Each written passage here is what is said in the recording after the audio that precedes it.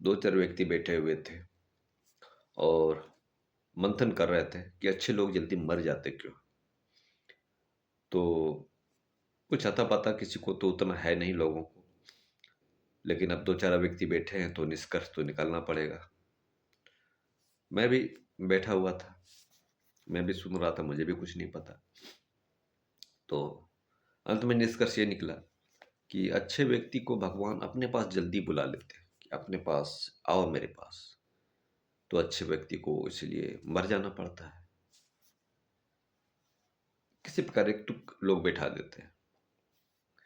लेकिन अच्छे व्यक्ति मरते क्यों? ये प्रश्न मेरे मन में रहा और कुछ जिज्ञासाएं, ये नहीं कह सकता कि मैं जो कर रहा हूँ यही बिल्कुल सत्य है और बाकी सब झूठ है।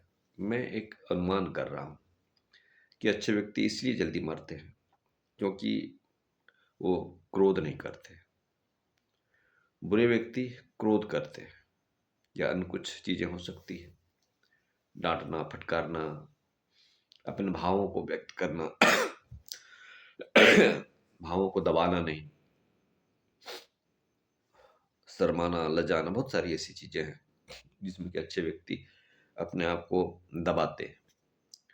आयुर्वेद में बताया गया है कि अपने वेगों को, चाहे वो मलमूत्र का वेग हो या फिर क्रोध का वेग हो, काम का वेग हो, शोक का वेग हो, लज्जा का वेग हो, तमाम ऐसी चीजें हैं जिन्हें कि हमें दबाना नहीं चाहिए।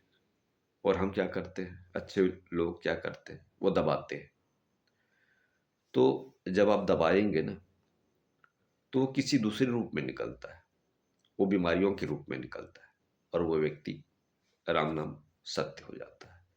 हर व्यक्ति होता है ऐसी जरूरी नहीं, लेकिन उस प्रक्रिया में वो आगे बढ़ जाता है, ये जरूर है। बुरे व्यक्ति अपने भावों को जैसे का तैसा व्यक्त कर देते हैं, लोगों को बुरा लगता है और कहते हैं कि अरे साला साला गधा मरता भी नहीं है, मरेगा कैसे, वो नियमों का पालन कर रहा है। अब विचार ये है, दूसरा विचार ये है, तो क्या हमें बुरा बनना चाहिए?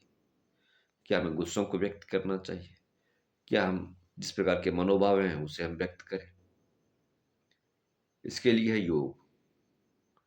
अगर आप योग नहीं कर रहे हैं तो आपको गुस्सा को व्यक्त करना पड़ेगा, किसी दूसरे माध्यम से निकालिए, लेकिन निकालिए। और नहीं निकालना चाहते हैं अगर, तो योग कीजिए, मन को जीतिए। अगर मन को जीतते हैं तो गुस्सा खुद ब खुद शांत हो जाएगा। या फिर आप गुस्सा आएगा ही नहीं, आप चाहेंगे तो आएगा, नहीं चाहेंगे तो नहीं आएगा। ये भाव हमारा प्राचीन ऋषियों मुनियों का भाव था और हमें भी इस पर चलना चाहिए।